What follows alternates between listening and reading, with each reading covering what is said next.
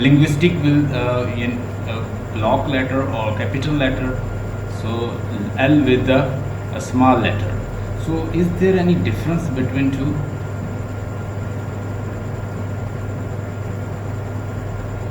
Linguistic जब हम कहते हैं कि उसे एक प्रॉपर नाउन से कंसीडर करते हैं, फिर उसका क्या मतलब है, और वैसे अगर हम उसे लिखते हैं लिंग्विस्टिक, उससे क्या मतलब?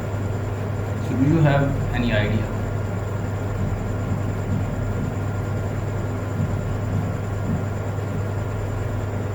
Certainly not.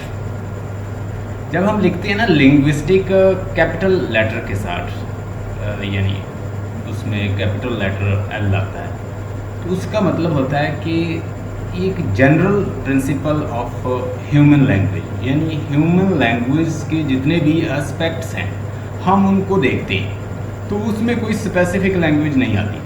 अब ह्यूमन लैंग्वेज में क्या क्या प्रॉब्लम है, क्या क्या मसाइल हैं, क्या वो मिनट से वो ज़ोर देकर बोलते हैं तो वो इंटोनेशन से क्या फ़र्क पड़ जाता है, तो उसमें हर एस्पेक्ट जो ह्यूमन लैंग्वेज के अटर करने के, साउंड को प्रोड्यूस करने के, तो उसमें ग्रामर, उसके अंदर स्ट्रक्चर, जैसे चॉम्स्की ने, नॉम चॉम्स्की ने यूनिवर्सल ग्रामर का कंसेप्ट दिया था। उसने कहा था कि जितने भी यूनिवर्सल लैंग्वेज का मतलब है या यूनिवर्सल ग्रामर का मतलब ये है कि हर लैंग्वेज की ग्रामर जो है वो कहता है सेम है। किस तरह कि जो स्ट्रक्चर होता है वो लैंग्वेज का वो कहता सेम ही होता है। मिसाल के तौर पर आप देखें, हमारा इंग्लिश का जो है वो सब्जेक्ट प्लस वर्ब ऑब्जेक्ट है, हम अक्सर देखते हैं इसको। तो किसी और लैंग्वेज में ये होगा कि वर्ब पहले आएगा फिर ऑब्जेक्ट आएगा, बाज़ लैंग्वेज में आपको सब्जेक्ट ही नहीं मिलेगा, बाज़ लैंग्वेज में यूँ होगा कि ऑब्जेक्ट प्लस वर्ब होगा। तो ये स्ट्रक्चर जो है, इनके हर लैंग्वेज का एक स्ट्रक्चर है, यानी जो उनसी भी लैंग्वेज है उसका एक ख़ास स्ट्रक्चर है। तो उसने कहा कि हर लैंग्वेज के अंदर एक स्ट्रक्चर है, उसने उसको क्या किया, यूनिवर्सल ग्रामर का नाम दिया। कि universal grammar mean every language has a structure, grammatical rule, और वो उसके रूल्स जो हैं तकरीबन मिलते जुलते हैं। जैसे हम बहुत सारे बच्चे जो हैं उनको हम लैंग्वेज ग्रामर नहीं सिखाते, लेकिन वो बड़ी लैंग्वेज अब बोलते हैं, पंजाबी बोलते हैं, तो वो ग्रामेटिकल रूल को फॉलो कर रहे होते हैं। उन्हें पता चल जाता है कि प्रेजेंट कहाँ पे आना है, पास्ट कहाँ से पे आना है, और फ्यूचर कहाँ पे आना है। So this way he first time he investigated this phenomena and he introduced the concept of universal grammar. इसके ऊपर भी हम एक लेक्चर रखेंगे। तो आप फॉर द मोमेंट एक पॉइंट नोट करें जो मैं आपको बताना चाह रहा हूँ। कोई भी लैंग्वेज जब हम लर्न करने लगते हैं तो हमें पता होना चाहिए कि उसका क्या स्ट्रक्चर क्या है, साउंड स्ट्रक्चर, मीनिंग हर लैंग्वेज के अंदर होता है। तो यहाँ पे मैं कुछ चीज़ें लिखूँगा आपके सामने, बल्कि मैं स्लाइड शेयर करता हूँ, उसके बाद उधर से आपको समझाता हूँ। Let me share slide.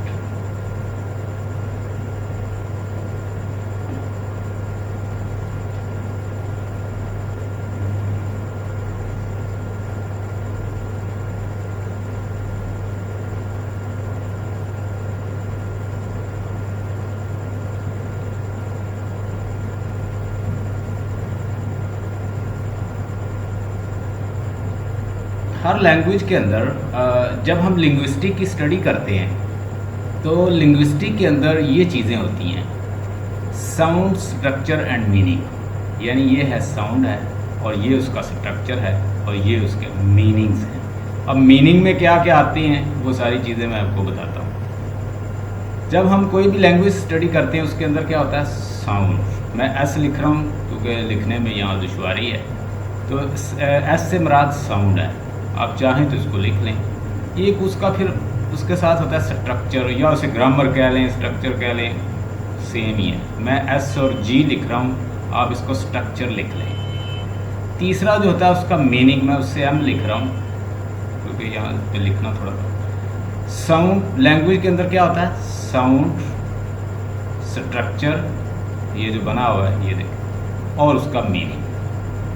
जब हम लिंग्विस्टिक को स्टडी करते हैं तो उसके अंदर ये चीज़ें सबसे पहले ये देखी जाती हैं। अब साउंड के अंदर हम क्या चीज़ देखते हैं, phonetics.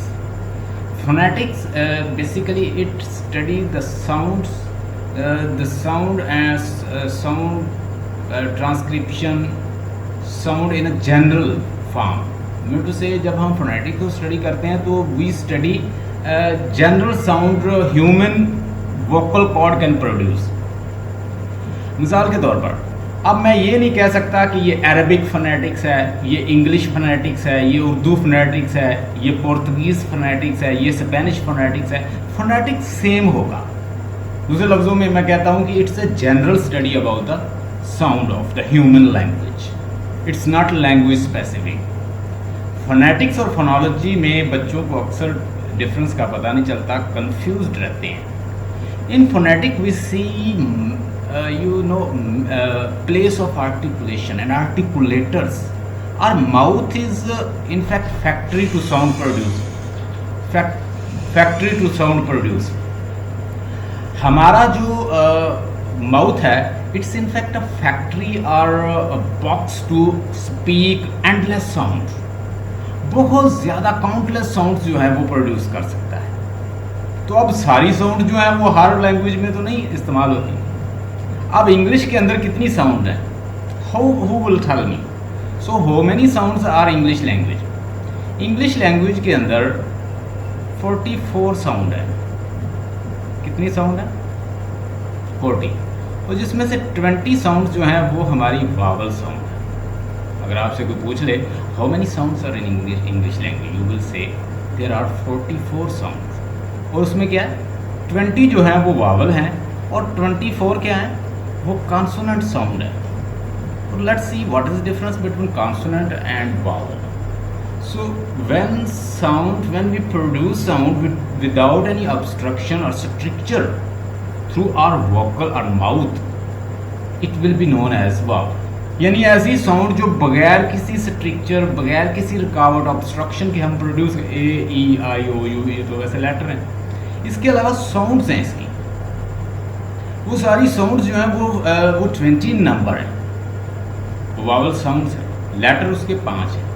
So we usually divide, will see only letters.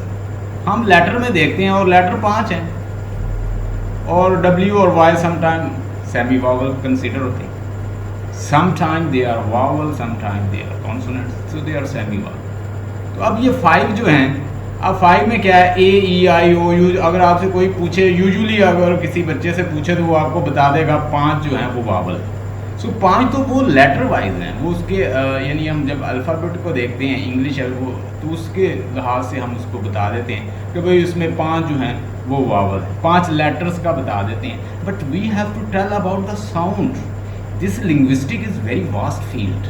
It will encapsulate sound structure and meanings. In sound we'll see phonetics and phonology. In meaning we'll see semantic and pragmatics.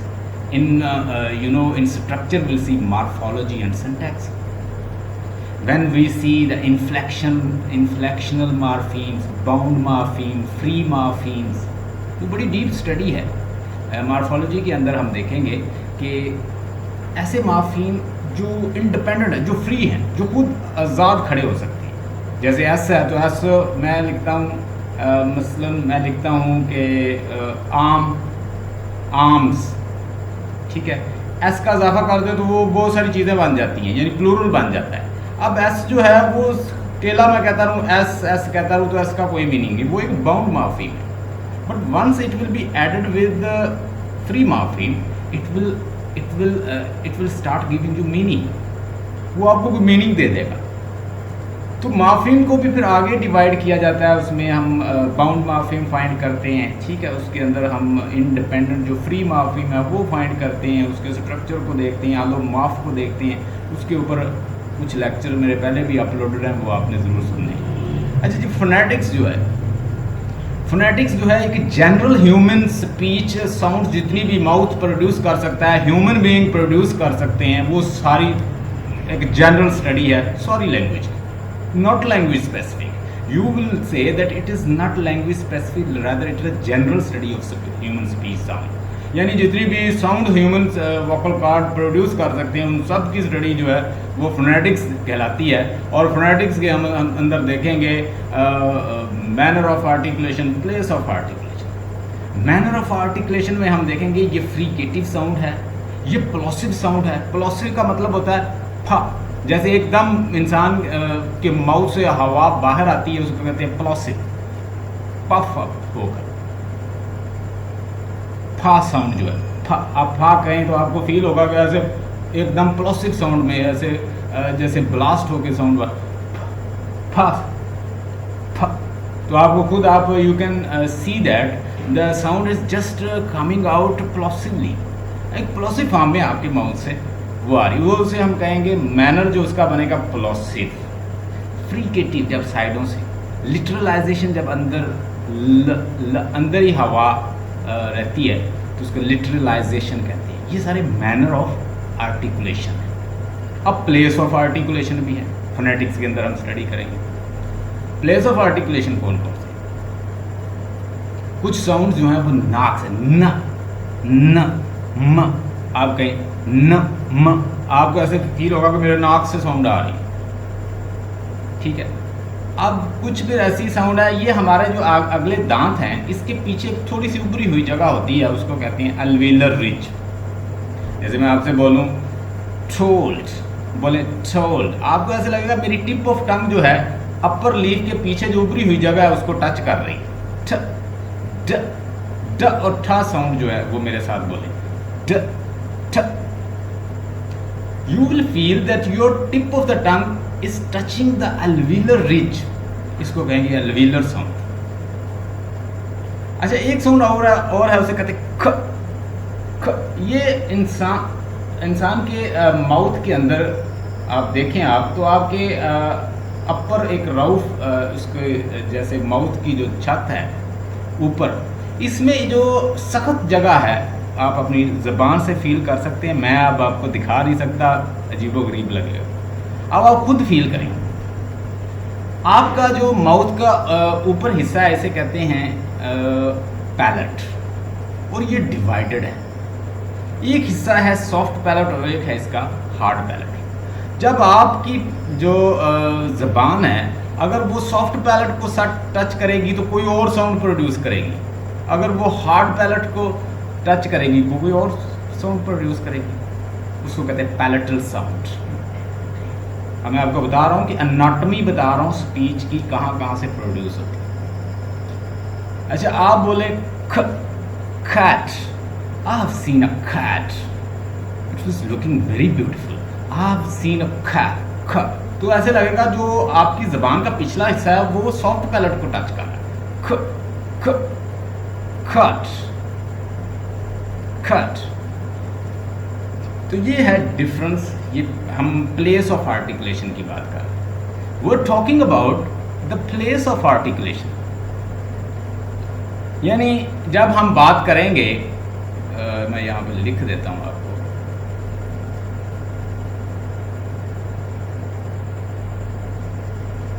Place of articulation हम देखेंगे। Place of articulation,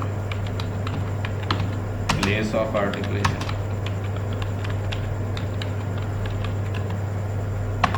हम देखेंगे manner of articulation. इसका question आता है, manners of articulation,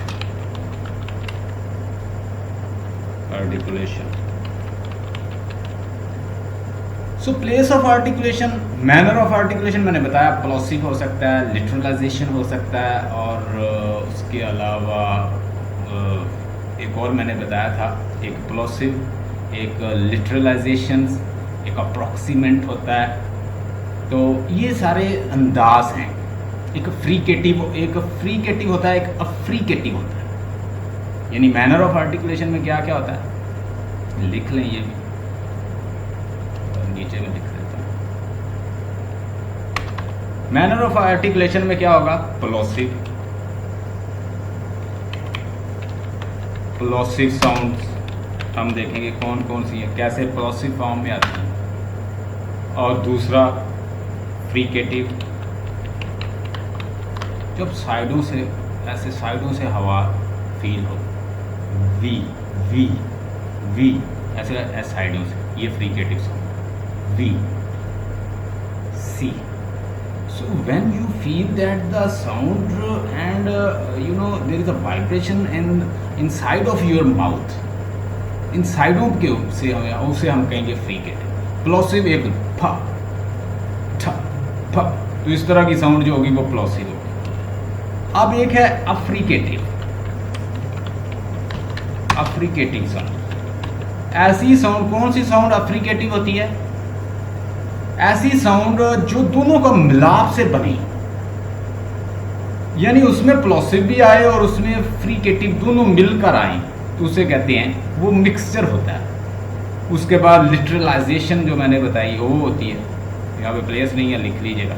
manner में मैंने आपको बताया अल्वीलर साउंड होगी, नेजल साउंड होगी, ठीक है, हार्ड पैलेट की साउंड होगी, और इसी तरह एक और साउंड होती है, उसको कहते हैं वो हमारे यूवला से, ये जो आगे कवा होता है, इससे एक साउंड प्रोड्यूस होती है, हा हार्ट, हार्ट, हा, ये जो साउंड आहा, इस तरह की जो साउंड्स हैं, दैट विल बी योर, ये इसको व्हीलर साउंड और इस तरह का नाम दिया गया। सो डिफरेंट साउंड्स हैं, ये हम देखेंगे। अच्छा, ये मैंने बात की फोनेटिक्स के अंदर, ये हम चीज़ें, और ये जनरल है। You can't say that these things are only in English language, or you can't say that it is only in the Portuguese or Spanish or English or Urdu or Punjabi or Hindi or something like this language. This is general for all human language. So we'll say phonetic is the general study. Phonetic is the difference between phonetics and phonology is the generality and specificity. One is a language specific. लेकिन अब आ गए हम phonology के ऊपर। Phonology में हम देखेंगे किसी खास लैंग्वेज की, मतलब पुर्तगीज से उसके देखेंगे कि इसमें साउंड कितनी है, हम उन खास साउंड को स्टडी करेंगे। इंग्लिश देखेंगे तो भाई इसमें साउंड कितनी, वावल कितने, कॉन्सोनेंट, पता चल गया 44 साउंड है, 20 वावल है और 24 कॉन्सोनेंट। लो जी, अब हमारा पूरा फोकस इस खास साउंड पे होगा। मैं आपसे कहता हूँ, एक लफ्ज़ बोलता हूँ नबिक्स, आप कहेंगे कोई ऐसा कॉन्सोनेंट क्लस्टर नहीं है जो इस तरह इस लैंग्वेज के अंदर बोला जाता। आप फ़ौरन समझ जाएंगे ये इंग्लिश का वर्ड नहीं, ठीक, या मैं कोई स्पेनिश वर्ड, अरबिक बोलूँ, तो आपको उसके स्ट्रक्चर से पता चल जाएगा इट इज़ नॉट इंग्लिश और उर्दू और लाइक दैट, ये वर्ड। जैसे मैं अब आपसे कहूँ कोई वर्ड है, कोई मैं लैटिन वर्ड बोल दूँ, जैसे एक ये लैंग्वेज का है, हिब्रू लैंग्वेज है, ममित्तकुम, ममित्तकुम बोल दूँ तो that will sound difference, that will sound you know different from other language. दूसरी लैंग्वेज से वो डिफरेंट लगेगा क्योंकि उसका स्ट्रक्चर ही वो वैसे मैच नहीं करेगा। हम चूँकि इंग्लिश लैंग्वेज को स्टडी कर रहे हैं तो हम इसके ही स्ट्रक्चर को अब देखेंगे।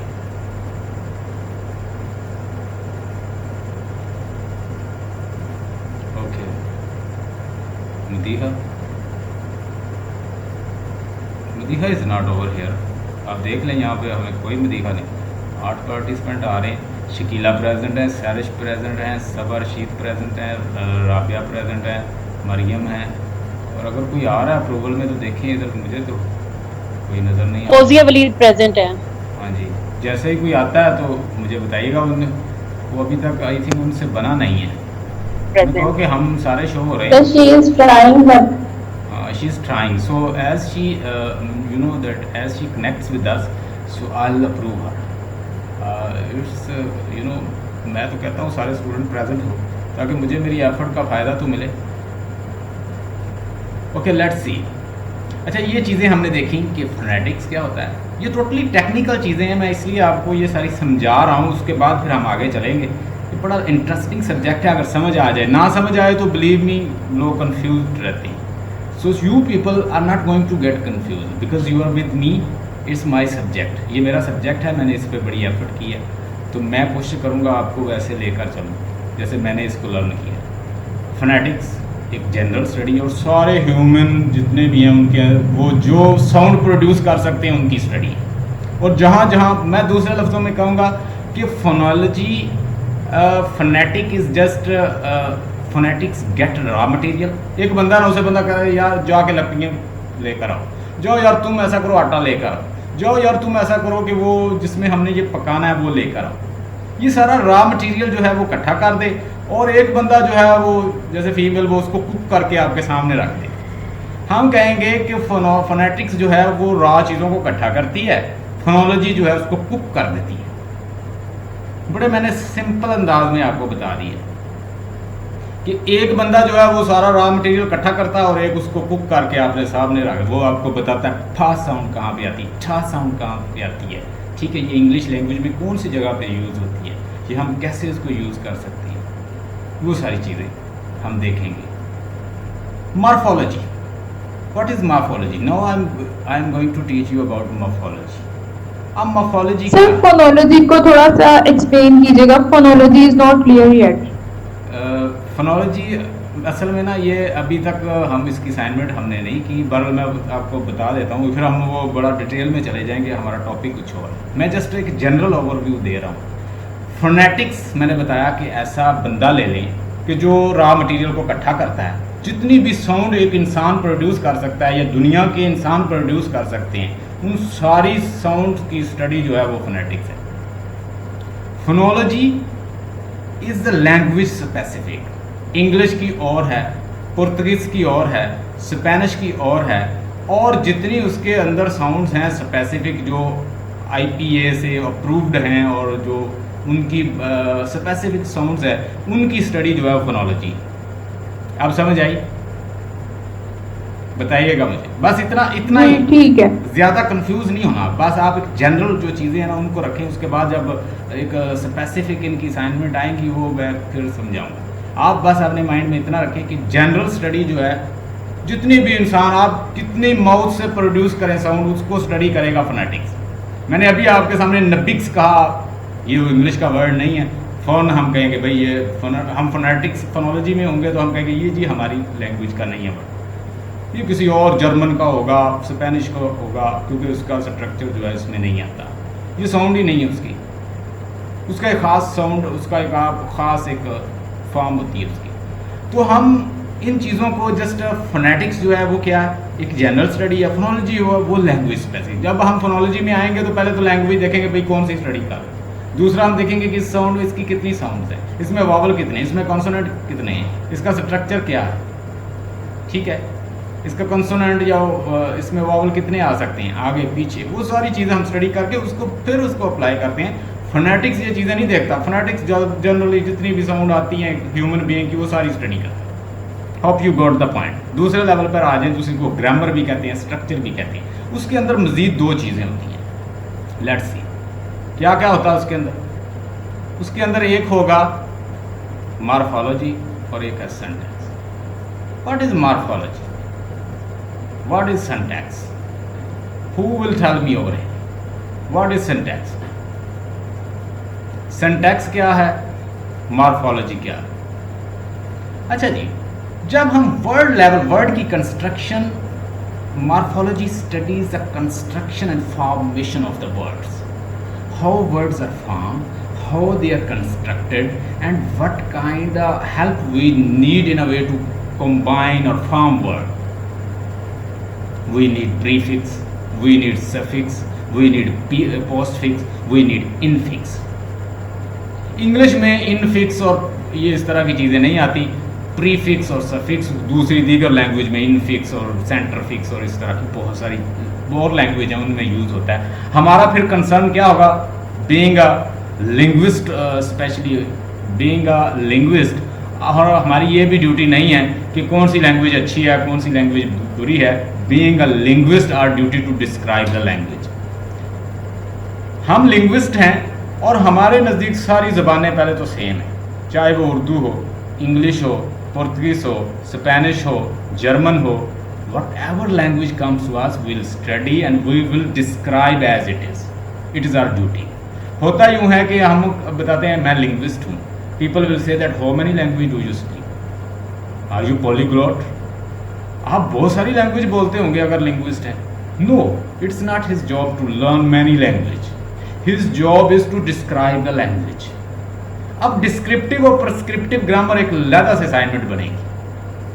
प्रिस्क्रिप्टिव ग्रामर क्या है, डिस्क्रिप्टिव ग्रामर क्या है, विल सी इन डिटेल। आपको बड़े डिटेल से समझाऊंगा, उसकी असाइनमेंट भी दूंगा। I have all notes, you should not worry, specially about linguistic. आपको बताया जाएगा कि डिस्क्रिप्टिव ग्रामर क्या होती है, प्रिस्क्रिप्टिव ग्रामर क्या होती है, and it is not linguists duty. Linguist की ये ड्यूटी नहीं है कि वो प्रिस्क्राइब करे, कोई रूल इम्पोज कर दे, subject plus verb plus object, कि भाई यही स्ट्रक्चर आपने चलाना है। अगर कोई जैसे भी लैंग्वेज बोल रहा है तो you will welcome being a linguist. Your duty is to describe the language whatever form and format it's coming to you. You are not going to stop oh no, you speak this or that way, because you are linguist. Your duty to describe the language. हाँ, हमें पता होता है कि यहाँ पे, क्योंकि हमने वो ग्रामर भी पढ़ी होती है, ट्रेडिशनल ग्रामर भी पढ़ी है, और हमने प्रिस्क्रिप्टिव ग्रामर भी पढ़ी है, डिस्क्रिप्टिव भी पढ़ी है, तो हमें पता होता है, लेकिन हम किसी को रोकेंगे नहीं। जैसी लैंग्वेज होगी, being a linguist we will describe, objective way से हम उसे डिस्क्राइब कर देंगे, उसमें कोई अपनी सब्जेक्टिविटी नहीं डालेंगे। सॉरी सर, हम किन हमें दूसरी ज़बानें नहीं आती, ना पता है, तो हम उसको कैसे डिस्क्राइब कर देंगे? लिंग्विस्टिक, बीइंग अ लिंग्विस्टिक कैसे करेंगे डिस्क्राइब? आप जो लैंग्वेज आप पढ़ेंगे वही उसी को करेंगे ना डिस्क्राइब। उससे पहले तो लैंग्वेज को लर्न करेंगे, लैंग्वेज को भी लर्न करेंगे। उसमें आपको सिखाया जाएगा, जब आप कोई भी अब लिंग्विस्टिक की स्टडी करते हैं तो उसमें बहुत सारी लैंग्वेज जो है वो उसके बारे में बताया जाता है, भाई इसका स्ट्रक्चर ये है, अब इसका स्ट्रक्चर ये है, और इसका स्ट्रक्चर ये है, जर्मन का ये है। और जब आप एमफिल लिंग्विस्टिक या पीएचडी इस लेवल पे जाते हैं तो आपको वो सारी चीज़ें बता दी जाती हैं कि भाई ये ग्रामर जो है ये है, क्योंकि आपकी जॉब तो नहीं को आपने ग्रामर तो टीच नहीं करनी, आपने जैसी लैंग्वेज होगी, जैसा कोई बोल रहा है वैसे उसका बता देना है। इसको कहते हैं डिस्क्रिप्टिव ग्रामर, और ये एक लिंग्विस्टिक के अंदर सब्जेक्ट पढ़ाया जाता है, उसको कहते हैं डिस्क्रिप्टिव ग्रामर। और प्रिस्क्रिप्टिव ग्रामर जो है उसको कहा जाता है ट्रेडिशनल ग्रामर। प्रिस्क्रिप्टिव मीन कि आपके ऊपर रूल इम्पोज कर दिए। मिसाल के तौर पर अगर मेरे पास कोई स्टूडेंट आए, वो मुझे कहे can I go to the washroom, अब मेरा आंसर क्या होना चाहिए? I think you can go to the washroom. अब अगर आप ट्रेडिशनल ग्रामर के थ्रू देखें तो उसको कैसे बोलते हैं? मे I go to the washroom. तो बीइंग अ लिंग्विस्ट, अगर मैं लिंग्विस्ट बैठा हूँ एज ए, अगर तो मैं ट्रेडिशनल टीचर बैठा हूँ तो मैं क्या कहूँगा? नो भाई, you first of all you should correct your sentence, may I go to the washroom. तो अगर तो वो कोई बैठा होगा लिंग्विस्ट, वो कहेगा कि स्पीकर, नेटिव स्पीकर ऐसे भी बोलते हैं, can I have a pen please, can I have book please. अब ये क्या मैं ये बुक में ले सकता हूँ, क्या मैं वॉशरूम जा सकता हूँ, यानी वो उस सेंस में लेता है, उसको इस सेंस में लिया जाता है। लेकिन अगर तो कोई ट्रेडिशनल ग्रामर का टीचर जो प्रिस्क्राइब करता है लैंग्वेज, तो वो फ़ौरन रद्द कर देगा, रिजेक्ट कर देगा। यहाँ पे हमें फिर लिंग्विस्टिक की ज़रूरत पड़ती है इन चीज़ों में, कि हमारी ड्यूटी ये नहीं है कि हम हर चीज़ को फिक्स करें being a linguist, because we are not the traditional grammar teacher, वो linguist. And come on, linguistic is very vast field. ये कोई एक छोटा सा एस्पेक्ट हो सकता है उसका लिंग्विस्टिक का, लेकिन ओवरऑल ये लिंग्विस्टिक नहीं है। लिंग्विस्टिक बहुत वसी है। अभी मैं कुछ चीज़ें इसके बारे में बताऊंगा। और मॉर्फोलॉजी, आई होप कि इतना क्लियर हो गया होगा कि एक डिस्क्रिप्टिव लैंग्वेज होती है और एक क्या होती है? प्रिस्क्रिप्टिव।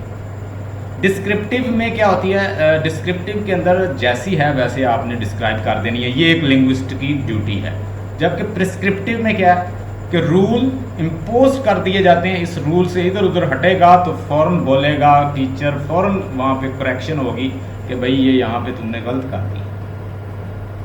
अच्छा, ये होगी मॉर्फोलॉजी में हम करते हैं construction of word, formation of word, कैसे वर्ब जो है वो, कैसे एक वर्ब जो है वो फॉर्म होता है, उसके लिए हमें क्या क्या चाहिए, उसमें हमें सफिक्स चाहिए, प्रीफिक्स चाहिए, हम उसको स्टडी करते हैं। ठीक है जी। अब सिंटैक्स में क्या होता है? सिंटैक्स में सेंटेंस को स्टडी किया जाता है, सेंटेंस की फॉर्मेशन कैसे होती है। देखें, इसमें आपको सिखाएंगे कि सब्जेक्ट, वर्ब, ऑब्जेक्ट, यानी ये एक स्ट्रक्चर है। बीइंग अ लिंग्विस्ट, मैं पहले कह रहा हूँ लिंग्विस्टिक बड़ी वसी फील्ड है, उसमें आपको सब कुछ सिखाया जाएगा। आपको लैंग्वेज के बारे में थॉरो नॉलेज दिया जाएगा, कंप्लीट नॉलेज। आपको स्ट्रक्चर का भी पता होगा, noun phrase, verb phrase, complement क्या होता है, ठीक है, आर्टिकल क्या होता है, पार्ट ऑफ स्पीच क्या होते हैं, सब सिखाया जाएगा। लेकिन आपकी ड्यूटी ये होगी कि जस्ट जैसे ही कोई बोल रहा है उसको वैसा ही आपने ऑब्जेक्टिव वे से उसे डिस्क्राइब कर देना, उसकी गलतियां नहीं निकालने लग जाना।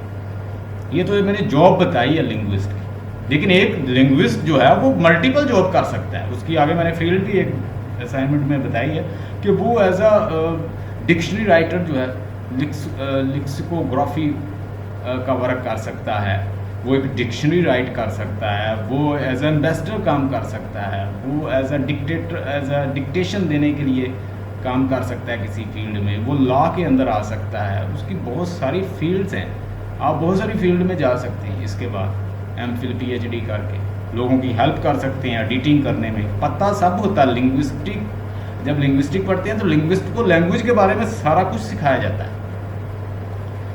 सिंटैक्स, हाँ जी, ये सिंटैक्स के अंदर आप उसका स्ट्रक्चर स्टडी करेंगे कि सब्जेक्ट कहाँ है, वर्ब कहाँ है, ऑब्जेक्ट कहाँ है, डायरेक्ट ऑब्जेक्ट कहाँ है, इनडायरेक्ट ऑब्जेक्ट कहाँ है, ठीक है, स्टेटिव वर्ब कौन सा होता है, और उसके अलावा ट्रांजिटिव वर्ब कौन सा होता है, और इंट्रांजिटिव वर्ब कौन सा होता है। यानी ये सारी चीज़ें आपको सिंटैक्स के अंदर सिखाई जाएंगी, कैसे एक सेंटेंस को फॉर्म करना है। यानी जब आप सेंटेंस लेवल पे चले जाएंगे फिर सिंटैक्स में आ जाएंगे।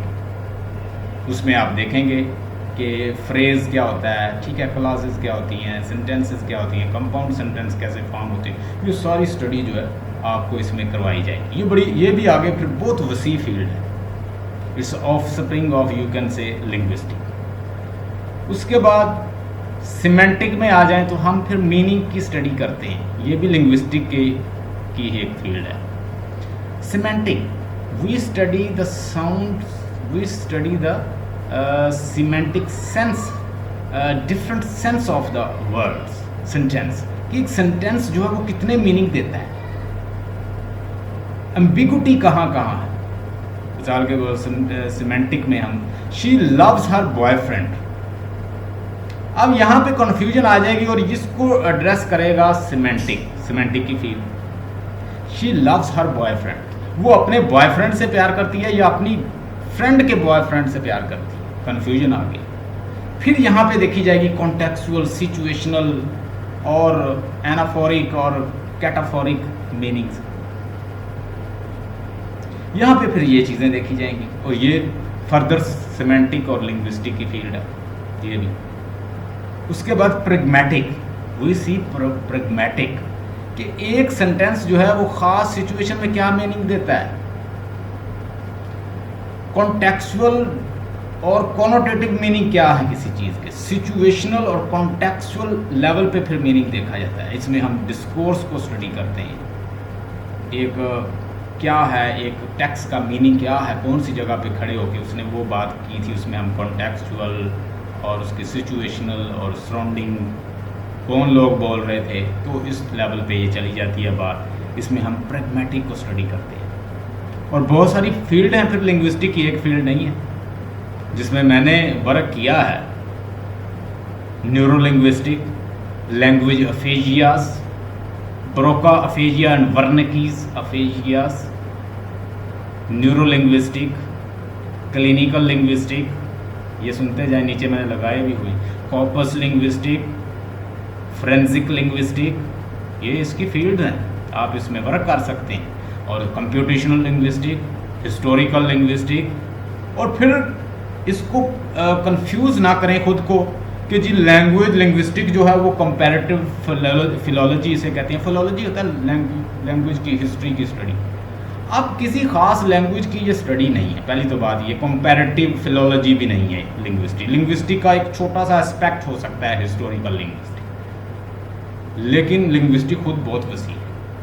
अच्छा, फिर कुछ इसे कंफ्यूज करते हैं कि लर्निंग, कि ये लर्निंग ऑफ मैनी लैंग्वेज को ही लिंग्विस्टिक कहते हैं, ये भी गलत है। फिर कुछ इसे लिटरेरी क्रिटिसिज्म कहते हैं, क्योंकि स्टाइलिस्टिक्स जो है उसके अंदर स्टडी की जाती है कि स्टाइल क्या है, कैसे बोल रहा है, कैसे डिस्कस कर रहा है, किस लेवल, उसमें स्टडी की लेवल ऑफ एनालिसिस देखे जाते हैं। वो बहुत वसी स्टडी है। Level of analysis, graphological analysis, morphological analysis, semantic analysis, discourse analysis, ठीक है, और उसके बाद नरेशनल लेवल पे एनालिसिस, सिंटैक्टिक लेवल पे एनालिसिस, बहुत वसी स्टडी है स्टाइलिस्टिक भी। अब स्टाइलिस्टिक की वजह से कुछ लोग कह देते हैं ये तो जी लिटरेरी क्रिटिसिज्म है। No, it's not literary criticism. Literary criticism is just you minor field. ये छोटी सी फील्ड है, ये बहुत वास्ट फील्ड है स्टाइलिस्टिक। और फिर कुछ इसे ट्रेडिशनल ग्रामर कहते हैं, ये भी रॉन्ग है। It's not traditional grammar, it's more than this. इससे बड़ा वसी काम नहीं है। नेक्स्ट स्लाइड पर आए, कुछ चीज़ें हैं। हाँ जी, इस पे देखें, मैंने अभी बताया था कि ये देखें एक सेंटेंस है, ये can I go to washroom. ये एक प्रिस्क्रिप्टिव है। अगर मैं उसकी गलती निकाल देता हूँ फ़ौरन, तो ये क्या कि मैं उस पर रूल इम्पोज कर रहा हूँ। I am imposing rule on the guys you should speak this or that way. जब एक ख़ास रूल इम्पोज कर दिए जाते हैं and you are bound to speak according to these rules and regulation of grammar, you are using traditional or prescriptive approach. आप उसको prescriptive approach use कर रहे हो। Can I go to the washroom, अगर तो वो उसकी सेंस वाइज देगा और रूल वाइज लेगा तो वो कहेगा I think you can go to washroom.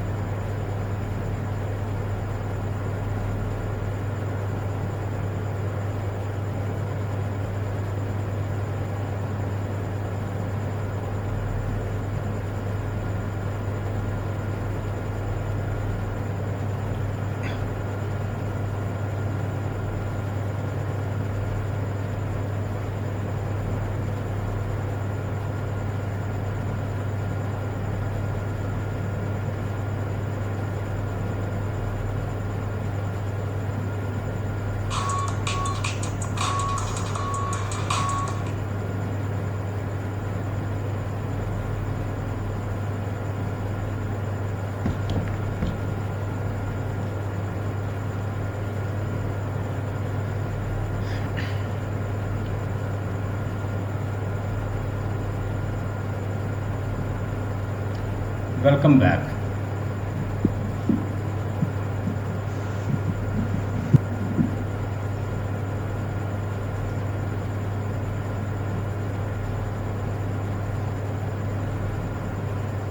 So let's start.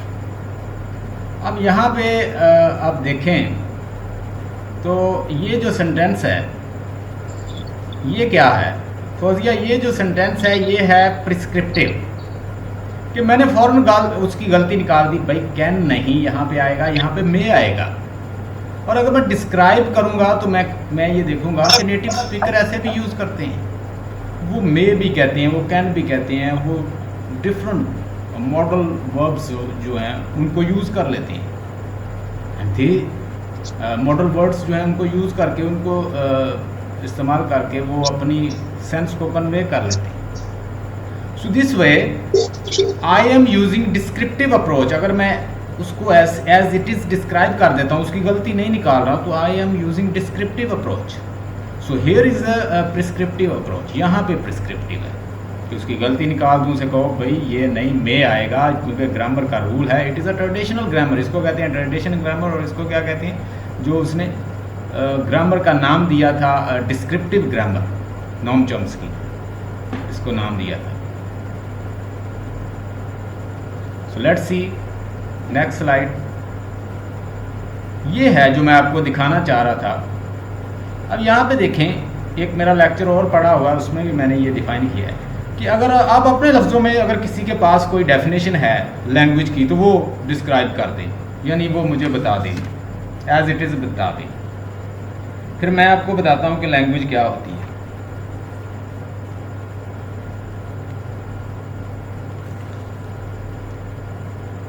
हाँ जी, आपके सामने नज़र आ रही है।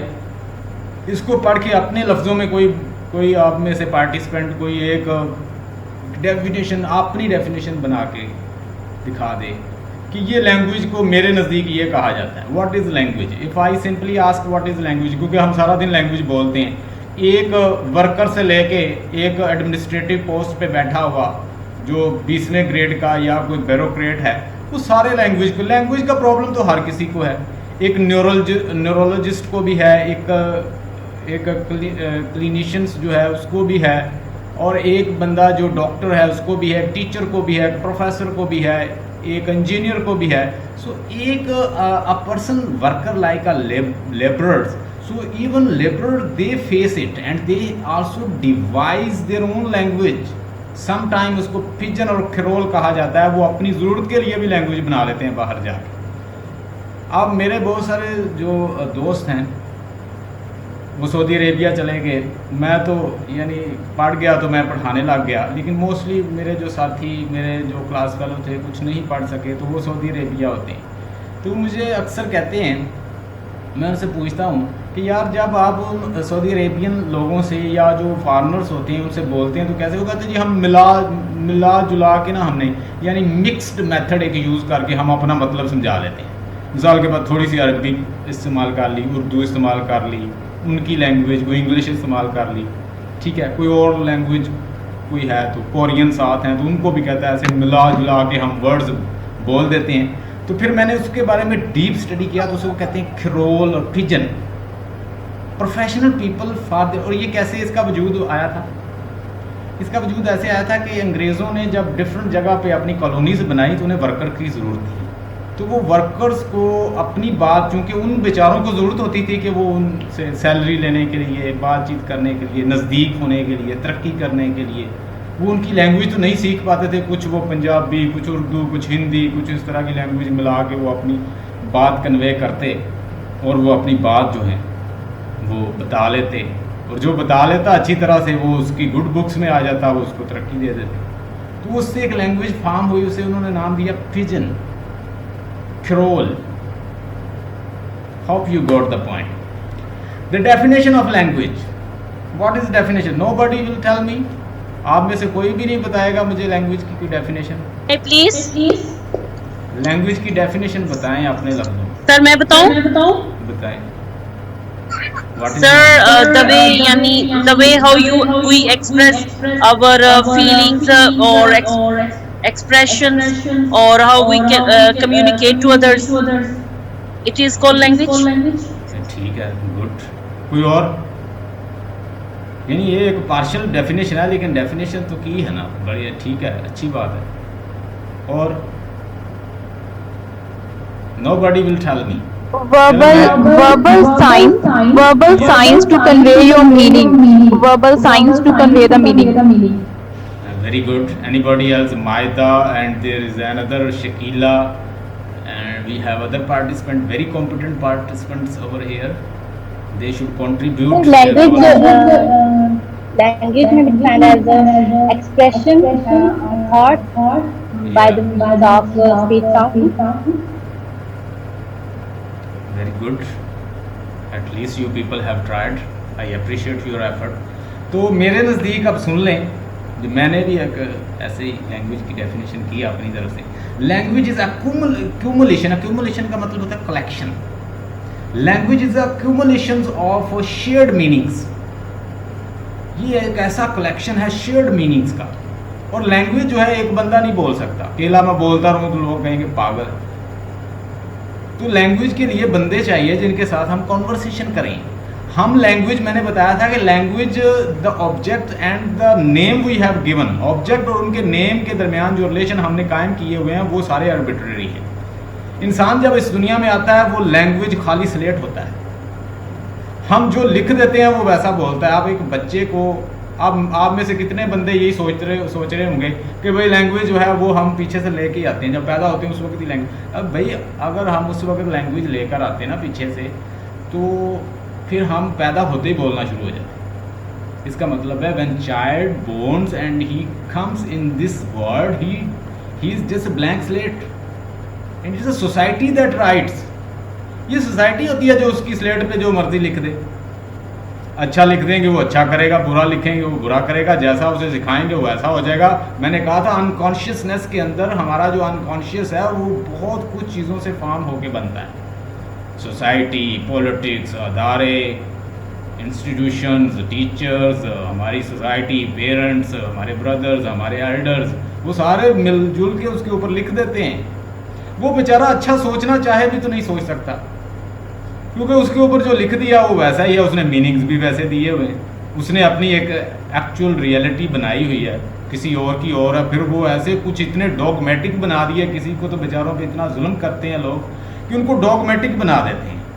वो इंटरनेशनल अप्रोच कभी गेन नहीं कर पाता बेचारा, ना वो एडजस्ट होता है। Because society has written in such a phonetic thoughts on his mind that he is unable to adjust. He needs lot of study, lot of knowledge. He needs to embrace with different cultures in a way to be very broad-minded person. कुछ लोग मैंने ऐसे देखे हैं, believe me, कि वो इंसानों को देख के ऐसे देखते हैं कि जैसे कोई कौन आ गया है। For them human being is strange, कि वो दूसरे को देख के अजीब हो, क्योंकि उसने ड्रेस कोई और पहना हुआ है तो वो उसके ऊपर क्रिटिसाइज करेंगे कि यार इसने पैंट शर्ट पहनी हुई है, देखो इसने pant. But it's because society has given the meaning that the person who will be wearing pant shirt he is not good. Society ने उनको ये बताया है कि जिसने पैंट शर्ट पहनी है, टाई लगाई हुई है, ये बंदा ठीक नहीं है। वो बेचारों, हालांकि मज़हब में ऐसा कुछ नहीं है, लेकिन उनको सोसाइटी ने फॉर्म कर दिया, उनकी स्लेट पे लिख दिया, they are not going to be changed and it's very difficult for them to change. अच्छा, लैंग्वेज के अंदर क्या होता है कि मुझे अगर बात करनी है किसी से, कम्युनिकेशन मैं करूँगा, it needs communication, it need क्या, इसके लिए क्या चाहिए मुझे? कोलैबोरेशन, कि मेरे साथ कोई हो जिसके साथ कोलैबोरेटिव एफर्ट है ना, कि मैं बोलता हूँ उधर से वो भी बोले, वो भी कन्वे करे, मैं हम दोनों का हो। और उसके बाद इसके लिए क्या चाहिए? को क्रिएशन एक्टिविटी। एक लफ्ज़ किसी को हम बताएं तो उसमें हमें कितने चीज़ें बता देता है। तो मिल के हम फिर एक दूसरे के म्यूचुअल शेयर्ड मीनिंग्स जो हैं वो करते रहते हैं। ये मीनिंग्स जो हमने दिए हुए हैं ये डिफरेंट है, यहाँ कुछ और है, वहाँ कुछ और है। इवन के आप कल्चर लेवल पे देखें, सीन लेवल पे देख लें।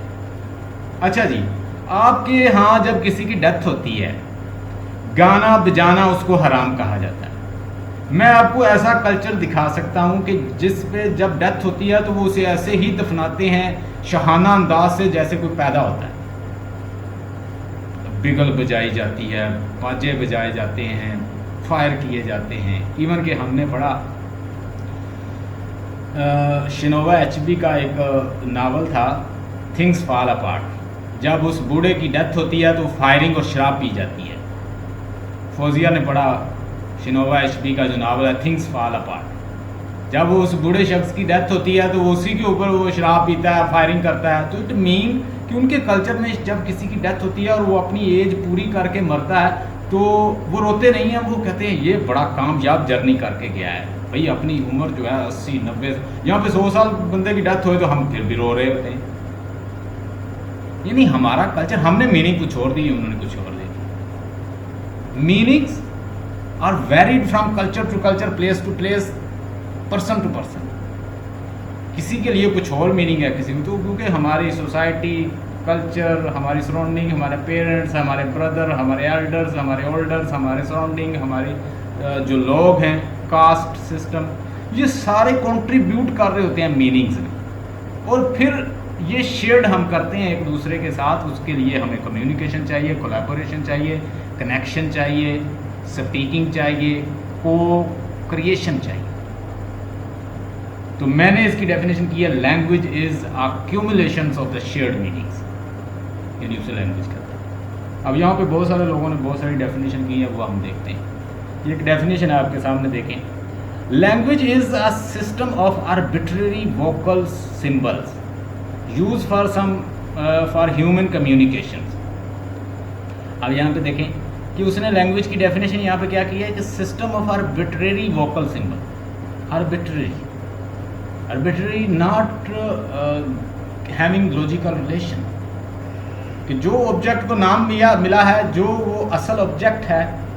डॉग्स को हमने डॉग कह दिया, किसी ने कुत्ता कह दिया, किसी ने कुछ उसको और नाम दे दिया। अब वो बेचारे के पता नहीं कितने नाम है, अगर उसको पता हो कि मुझे ये कहा जा रहा है तो वो कहे मेरा नाम ये नहीं।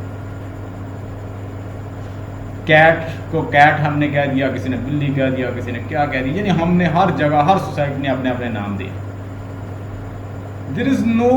फिर कुछ स्केप्टिक आए, जैसे बेकन ने ऑफ ट्रुथ के अंदर लिखा है कि बेकन कहता है कि मिक्सचर ऑफ लाइज डोथ एड फलैशियस, कि जब हम थोड़ा सा लाइज सच के साथ मिक्स कर देते हैं वो अट्रैक्टिव, खूबसूरत और बड़ा चार्मिंग लगता है। होप, उसने किस किस को झूठ कहा? उसने कहा होप, एक्सपेक्टेशन, उम्मीदें, इनके साथ कहता है इंसान जिंदा होता है। तो उसमें ट्रुथ को उसने क्या कहा है? सच को कहता है कि कहीं भी सच नहीं है। और बहुत सारे जो स्केप्टिक फिलासफर का वो हवाला देता है, लूशियंस और उसके बाद दीगर जो फिलासफर्स हैं उनके हवाले देता है, मंटेनीज और इसके अलावा काफ़ी जो पुराने सैनिका, इनके हवाले। वो कहता है कि ट्रुथ जो है कहीं एब्सोल्यूट नहीं है, ये कहीं मौजूद भी है तो वो रिलेटिव फॉर्म में है, मिला जुला है। Language is a purely human and non instinctive method of communication, idea, motion and desire by means of voluntarily produce symbol. Sapir's 1921 उसने इसकी डेफिनेशन की है कि ये जो है non instinctive method of communication, यानी एक नॉन इंस्टिंक्टिव है, ये कुछ बिल्ली नहीं है कि आप आए और साथ ही आप लैंग्वेज ले आए थे। वट एवर, एक बच्चा आप उसको यहाँ से पुर्तगीज छोड़ें, पुर्तगाल छोड़ें, वो पुर्तगीज बोलेगा। रशिया छोड़ें, वो रशियन लैंग्वेज बोलेगा। स्पेन छोड़ें, वो स्पेनिश बोलेगा। फ्रांस में छोड़ें, वो फ्रेंच बोलेगा। जर्मन छोड़ें, जर्मनी की लैंग्वेज बोलेगा।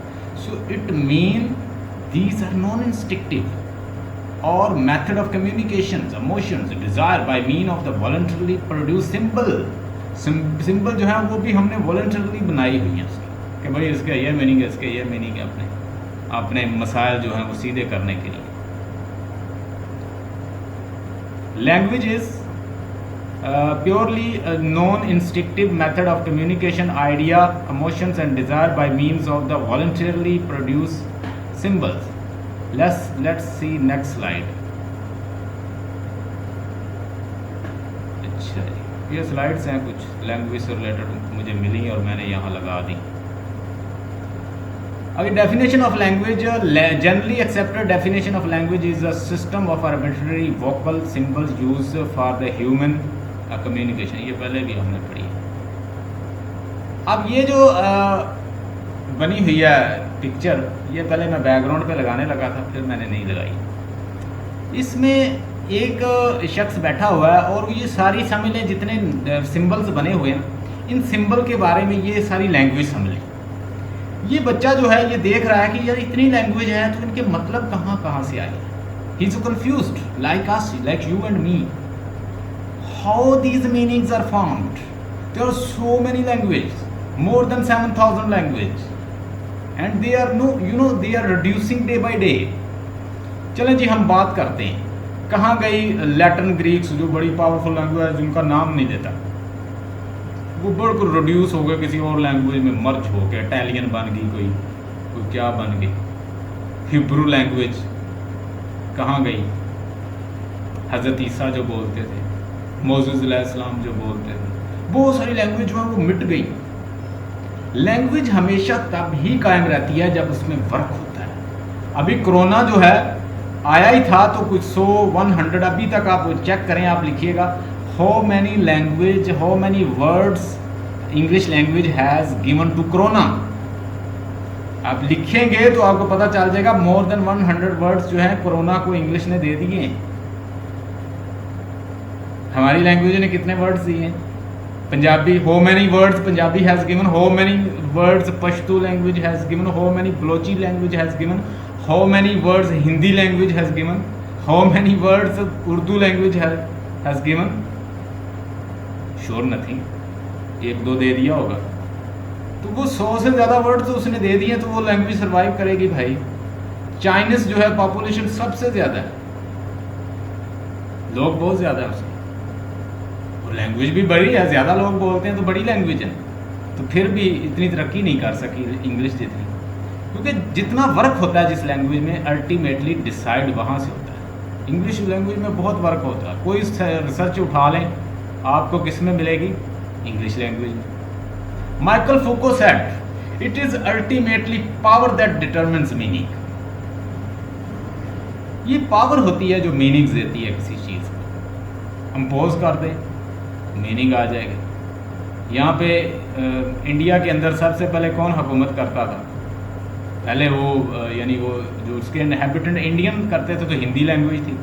हिंदी के बाद मुस्लिम आए, उन्होंने हमले किए और ultimately they occupied certain places and they introduce Persian language and then you know that English people they took over and what happened?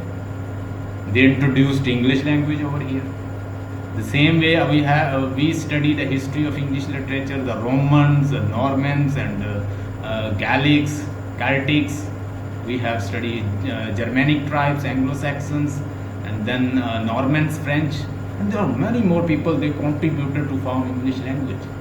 वो एक language एक से नहीं बनी हुई, बहुत सारे words हैं उसके, तो बड़ी एक powerful language है. So this language ultimately help you. If you learn this language, you are able to speak more than 100 language. आप 100 से भी लैंग्वेज ज़्यादा आप अगर सही कम्युनिकेट कर सकते हैं तो 100 से ज़्यादा लैंग्वेज आपको आ गई हैं. So let's see next slide. ये किसी ने पता नहीं क्या कर दिया है. Who has done this? Let's clear it. अच्छा, ये भी डेफिनेशन है, इसको देख लीजिएगा, वही चीज़ें हैं. Language is a system of words or signs that people use to express thoughts and feeling to each other. यानी ये साइन हैं, ये certain जैसे वो signifiers हैं, ठीक है, और ये हमने इनको मीनिंग्स दिए हुए हैं to communicate with it, shared meanings to communicate with each other. ये वेबस्टर की डेफिनेशन. अच्छा जी, what is the communication? Communication is a structured set of intended learning outcome that come in the form of the knowledge, skill and value affected by important factors of the program, philosophy, goals, objectives and education. ये curriculums is a structured set of intended learning outcomes that comes in the form of knowledge, skills, value. यानी curriculum जो होता है वो क्या होता है, एक structured knowledge है, skill है, value है, और एक set of skills होती हैं, एक framework होता है, और उसके मुताबिक क्या किया जाता है, फैक्ट प्रोग्राम फिलॉसफी, और उसके मुताबिक जो है एजुकेशन दी जाती है. यस सर ये जो स्लाइड्स हैं इनको मेन स्क्रीन पे कर देना, ये छोटी सी हैं, नजर नहीं आ रही. आपको नजर नहीं आ रही? आपकी स्क्रीन, आप जो है ना, मतलब आप मेन पे हैं, आप कर लें, जूम कर लें. हाँ अच्छा ठीक, वो ज़्यादा ये अब आप जो है ना, आप मेन पे हैं और वो नीचे छोटा सा छोटी सी शो हो रही है. पहले ये मेन पे होती है और आपकी नीचे थोड़ी सी आ रही होती है. अच्छा अब यार हमें कॉर्नर वाले बॉक्स पे ना क्लिक करो. ये ओके अब करना है अपने उस पे मोबाइल या लैपटॉप से. ठीक अब है, ठीक सही है, है. सही है. करिए स्लाइड को और इसको जूम कर लें, और सर की जो है ना वो कॉर्नर में भी छोटी सी आ जाती है पिक.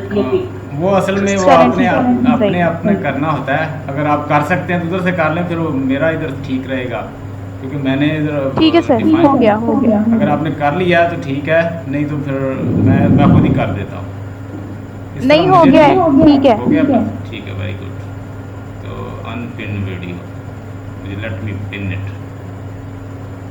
लो जी. Okay, the method of human communication. Language क्या है? What is language? The method of communications either spoken or written. ये स्पोकन भी हो सकती है, रिटन भी हो सकती है. Consisting of the use of the word in a structured and conventional way. Structured और कन्वेंशनल वे.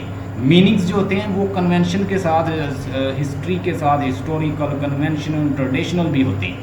मैंने बताया कि एक चीज़ यहाँ पे किसी की डेथ हो तो गाना बजाना जो है हराम है.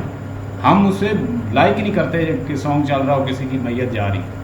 तो कोई ऐसी जगह वहाँ पे रस्म होती है, बाकायदा वो गाते हैं, नाचते हैं, और ऐसे जो लोग हैं वो पाकिस्तान के अंदर ही कुछ कबीले मौजूद हैं. Language is a system of words और sign that people use to express thoughts and feelings to each others. Merriam Webster. ये फिर वही आ गई. Language is a system of the communication mediums, thoughts and social interaction. Next देखते हैं characteristic क्या है. लैंग्वेज की क्या करेक्टरिस्टिक है, मैं अपनी तरफ से आपको बताता हूँ.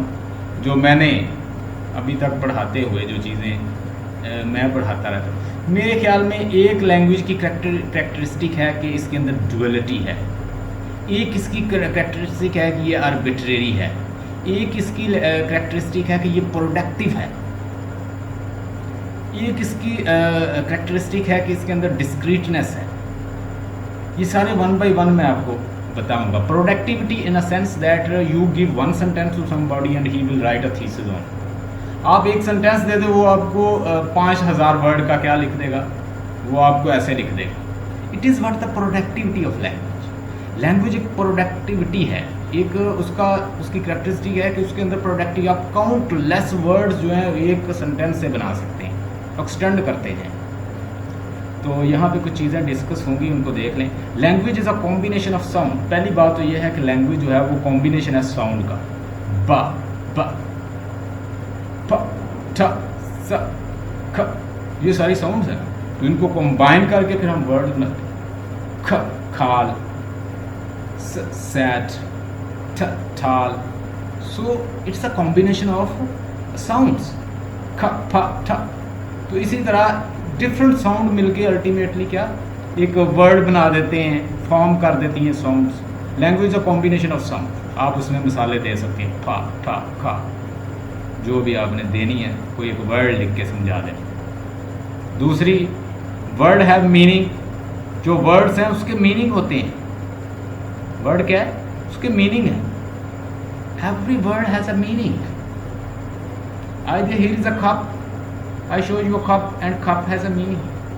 कप का एक मीनिंग है, हमने इसको मीनिंग दिया हुआ है भाई. It is use for to take tea और like that. Words have meaning, यानी फिर उसके अंदर मीनिंग्स होते हैं वर्ड्स के अंदर. उसके बाद जी meanings are the people not in word. और meanings are in people. Meanings जो हैं वो किसके अंदर हैं?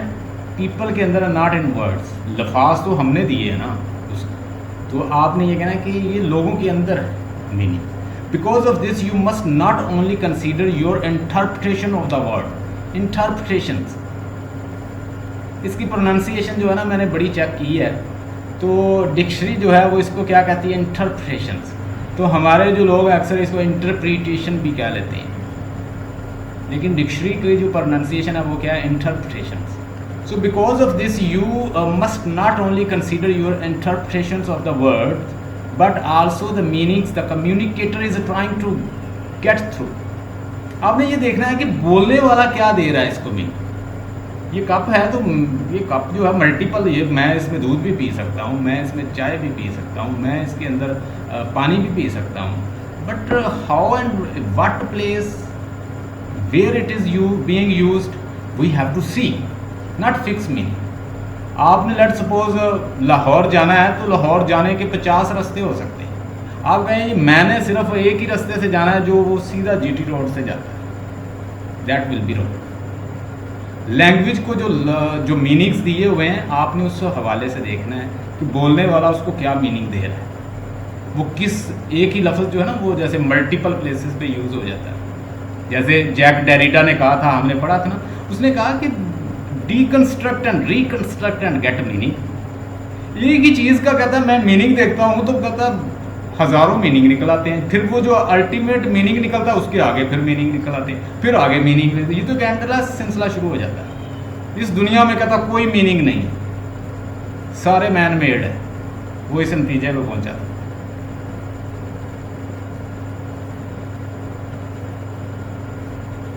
Did you know that the set is word with the most number of meanings. अब एक सेट वर्ड है, इसको पता है आपको इसके कितने मीनिंग। आप इस पर सर्च कर लें, चले मैं आपको टास्क देता हूँ, नेट पे सर्च कीजिएगा। सेट जो है 58 मरतबा नाउन यूज़ हुआ है, 126 मरतबा ये वर्ब यूज़ हुआ है, यानी यूज़ हो सकता है, इसके अंदर कैपेबिलिटी है। और एडजेक्टिव ये 10 मरतबा यूज़ हो सकता है। ये एक वर्ड है हमारे पास सेट, तो इसको हम कितने देखें कितनी दफ़ा, यानी 58 प्लेसेस पे इसको, यानी इसको नाउन यूज़ कर सकते हैं बतौर, और वर्ब इसको 126 प्लेसेस पे, एडजेक्टिव इसको 10 प्लेसेस पे। आप मज़ीद इसको चेक कर लीजिए, यानी एक वर्ड है तो ये मल्टीपल वे से यूज़ हो सकता है। जैसे वो मीनिंग चेंज हो जाते हैं, जैसे कंटेस्ट और contest, record and record, protest and protested. So verb noun ऐसे अपनी प्लेसेस चेंज करते हैं। तीसरा, language follows a grammatical structure. ये भी उसकी करेक्टरिस्टिक है, ह्यूमन लैंग्वेज की एक करेक्टरिस्टिक है कि उसका एक ख़ास ग्रामेटिकल स्ट्रक्चर होता है। मैंने अभी आपको फोनेटिक और फोनोलॉजी में फ़र्क बताया कि फोनोलॉजी जो है वो लैंग्वेज स्पेसिफिक होती है, फोनेटिक्स जो है वो एक जनरल स्टडी है। उसमें हम देखते हैं कि कैसे प्लेस और मैनर ऑफ आर्टिकुलेशन होती है, ठीक है, और ये सारी चीज़ें जो हैं दोनों को डिफ्रेंशिएट करती हैं। हाँ जी, चौथे लेवल पे जी, language is based on aurals and ऑरल mean that is related to ears and ऑरल mean related to mouth, how to produce sound. यानी ये हियरिंग और स्पीकिंग दोनों का कॉम्बिनेशन है। जो बंदा बोल रहा होता है वो एट द सेम टाइम सुन भी रहा होता है। सो कहता है aural combination, speaking and listening combination है, ये लैंग्वेज के अंदर होता है। ये उसकी कैरेक्टरिस्टिक है, it is both speaking and listening, both are blended in it, it is also characteristic. आप इसकी हेडिंग बना के इसको डिफाइन कर सकते हैं। उसके बाद language can die and be extinct. I have told you, एक सर्वे हुआ था, लैंग्वेज टोटल थी 7358, 7358 लैंग्वेज थी, पहले सर्वे हुआ, और बाद कुछ साल के बाद किया गया तो वो बनी 7102। यानी वो इतनी लैंग्वेज कहाँ चलेगी, बाकी ख़त्म हो गई। It mean language, some language are being extinct, removed, abolished, absolute and no people is going to learn it, और कोई बंदा उसे सीखने के लिए तैयार नहीं, अल्टीमेटली वो मिट जाती हैं। आप देखिएगा पंजाबी के साथ हमने यही सलूक किया, पश्तो और दूसरी लैंग्वेज जो ख़त्म हो जाएंगी, इसकी जगह पे इंग्लिश आ जाएगी, और अगर उर्दू रह जाएगी तो वो उर्दू भी आधी इंग्लिश होगी और 2 लफ्ज़ उर्दू के होंगे, यानी 80% इंग्लिश होगी, उसमें 2 लफ्ज़ उर्दू के होंगे। पता नहीं हम उस वक्त हूँ या ना हूँ, हमारे लेक्चर अगर कोई सुन रहा हुआ ऐसे यूट्यूब पे तो वो ज़रूर ये कहेगा कि किसी ने प्रेडिक्शन की है कि एक वक्त आएगा अगर हमने अपनी ज़बान के साथ यही सलूक किया, इसमें रिसर्च ना की, इसमें वर्क ना किया, इसमें प्रोडक्टिविटी ना लाए, इसमें हमने कोई चीज़ न्यू क्रिएशन ना की, इस पर रिसर्च ना की, तो ये हाल होगा कि 90% इंग्लिश होगी और 1 लफ्ज़ उर्दू का बोला जाएगा। ऐसे उसको मोनोपोलाइज कर लेगी, ओवरलैप कर लेगी लैंग्वेज दूसरी। Language can die and extinct, language मर सकती है। ये मेरा दे देना रेफरेंस यहाँ पे कि अगर हमने अपनी लैंग्वेज पे वर्क ना किया तो day is gonna come when language will be extinct, there will be no more Urdu language, there will be no more Punjabi language, they will be finished because other language will overlap it. उसको overcome करके, overlap करके उसको ऊपर वो चढ़ जाएगी। ये बेचारी ऐसे ही होगी कि जैसे 2 या 3 लफ्ज़ इसके, बाकी सारे उनके होंगे, क्योंकि इसमें रिसर्च ही नहीं हुई। लफ्ज़ आकर ओल्ड होते जाते हैं, लोग छोड़ देते हैं। बहुत सारे वर्ड्स जो हैं आजकल लोग नहीं बोलते, नए आ गए उसकी जगह। अभी ये बात समझ नहीं आ रही आपको, लेकिन अगर आप इतनी लंबी ज़िंदगी पाएंगे तो आप देखेंगे। Some reason for the growth and the decline of language. हाँ जी, ग्रोथ और डिक्लाइन कैसे होती है लैंग्वेज की?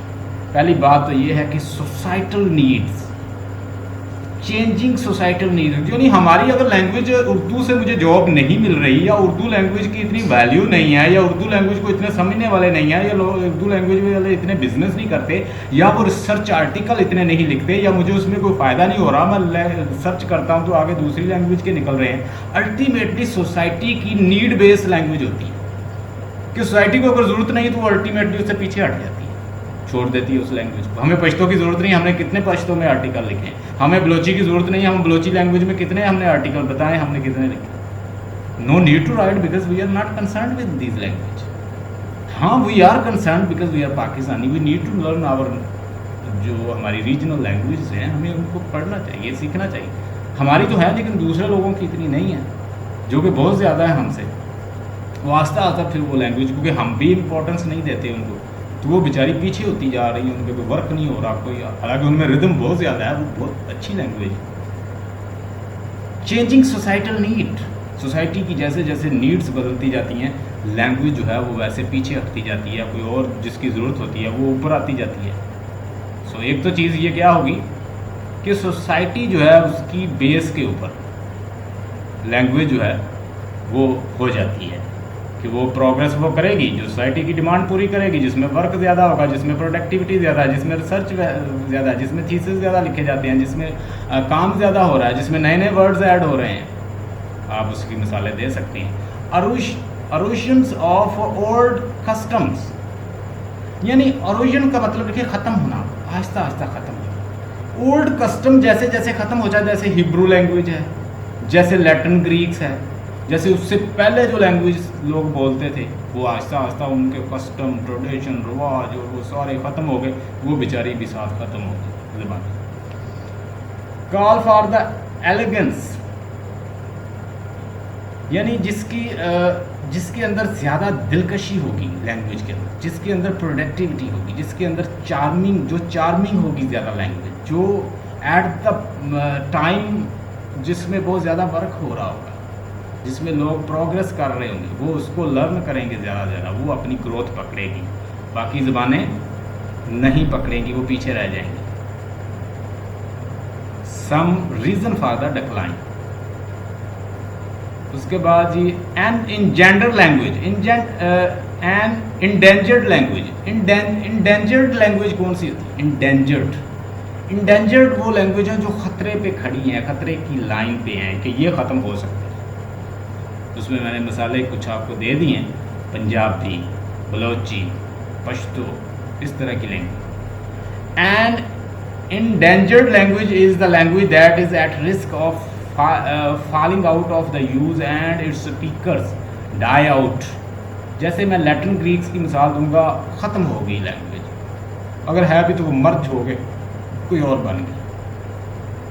हिब्रू लैंग्वेज जैसे। Language loss occur when the language has no more native speaker and becomes a dead language. जब उसके स्पीकर ना रहे तो वो डेड हो जाती है।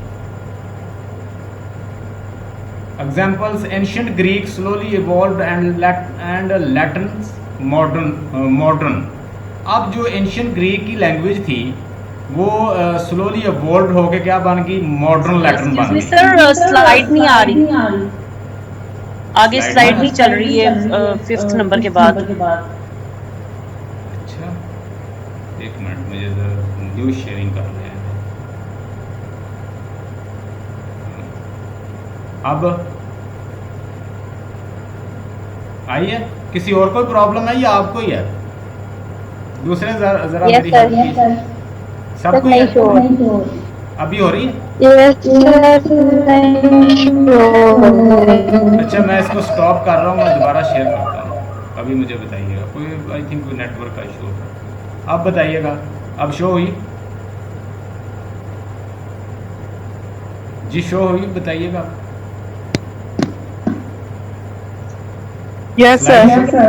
वेरी गुड, अच्छी बात है, मुझे बता दिया करें। अच्छा, अब कहता है कि कौन सी लैंग्वेज इंडेंजर्ड हैं, जो ख़तरे में हैं, उनको ज़रा देख लें उनके नाम।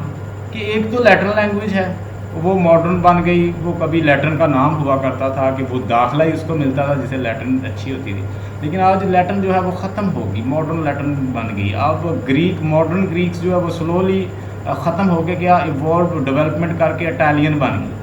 वो इटालियन लैंग्वेज की शक्ल अख्तियार कर दी उसने। तो ये वही इलाके हैं ना जहाँ पे एरिस्टोटल, प्लेटो जो है, सोक्रेटिस और स्पार्टा और इस तरह के कबीले थे। अब ये जो दो बंदे हैं, ये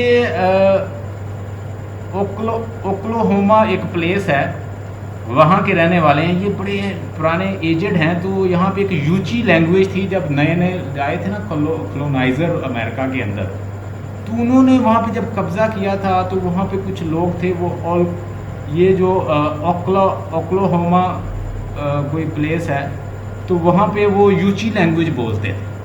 तो वहाँ के एजेड ये दो बंदे जो हैं, इन्होंने बताया कि हमारे अबाउदाद जो यूची लैंग्वेज एक थी वो बोला करते थे। अब ऐसे फिर कोई बात जाएगा तो वो बताएगा यार हमारे अबाउदाद जो थे ना वो पंजाबी बोला करते थे, उनकी ये लैंग्वेज थी। मेरे कुछ दोस्त हैं, वो कहते हैं कि हम अफ्रीका के किसी इलाके में गए थे, तबलीगी जमात वाले। तो कोई आइलैंड था वहाँ पे, एक उन्होंने अफ्रीका की मिसाल दी, एक कोई ऑस्ट्रेलिया में कोई आइलैंड था वहाँ पे।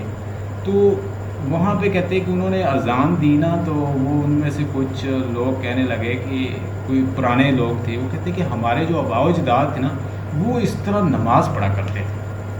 यानी वहाँ पे कोई गया ही नहीं, और उनको वो बेचारे दीन से इतने दूर हो गए कि उनका कोई मज़हब नहीं रहा। यानी ऐसी जिस चीज़ की प्रैक्टिस नहीं होती,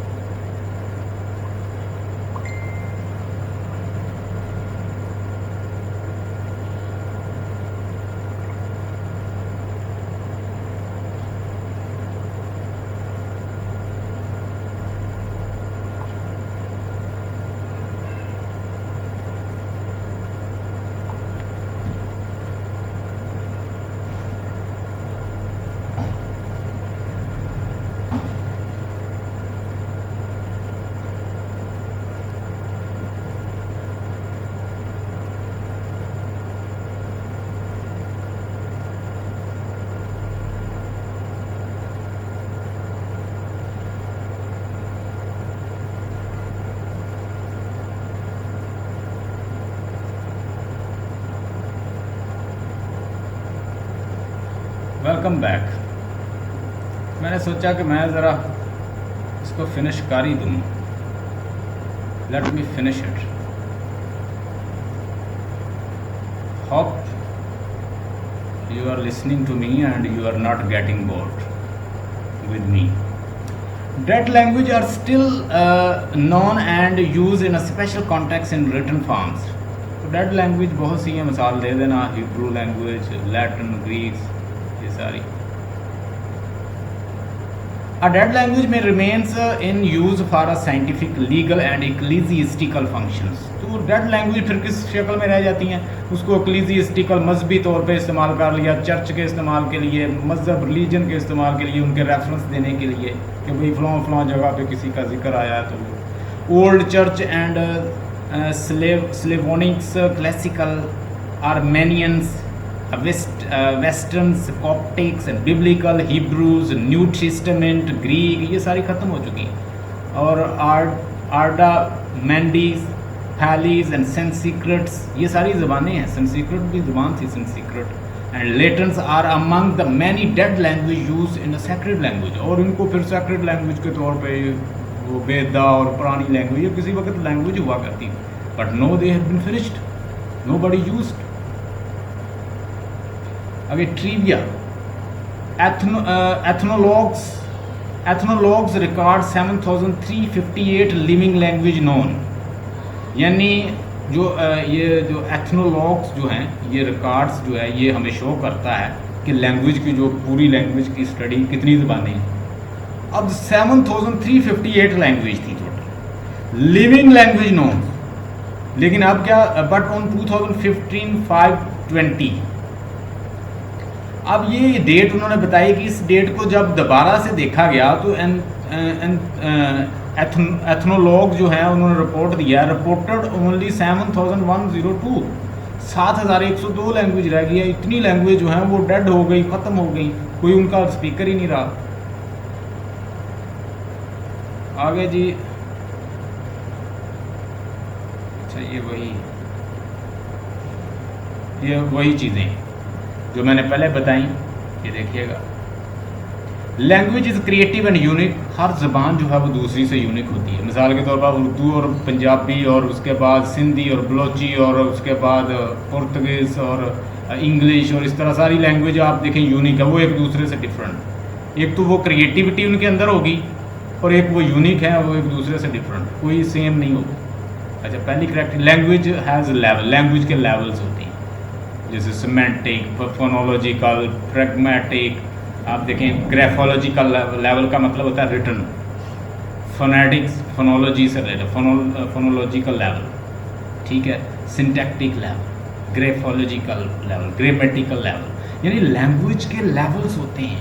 एक लैंग्वेज है तो उसके अंदर बहुत सारे लेवल होते हैं, grammatical level, graphological level, syntactical level, narrational level, यानी हर उसके अंदर बहुत सारे लेवल्स होते हैं ये लैंग्वेज के। ग्राफोलॉजी का मतलब होता है लिखने से रिलेटेड, ग्राफीम्स, जो graphs, how to write language, how we write in a language. फिर उसके बाद फोनोलॉजिकल लेवल में फोनेटिक्स और साउंड से रिलेटेड, उसकी साउंड का सिस्टम होता है उसके अंदर। जैसे मैंने अभी लैंग्वेज में बताया, इंग्लिश में 44 फनीम्स है, 20 वावल है, 24 कॉन्सोनेंट, तो उसके अंदर उसका लेवल्स होती हैं। दूसरा, language is creative and unique. हर ज़बान जो है वो क्रिएटिव होती है। आप एक लफ्ज़ लिखें, एक लफ्ज़ दें किसी को, वो मजमून लिख देगा 5000।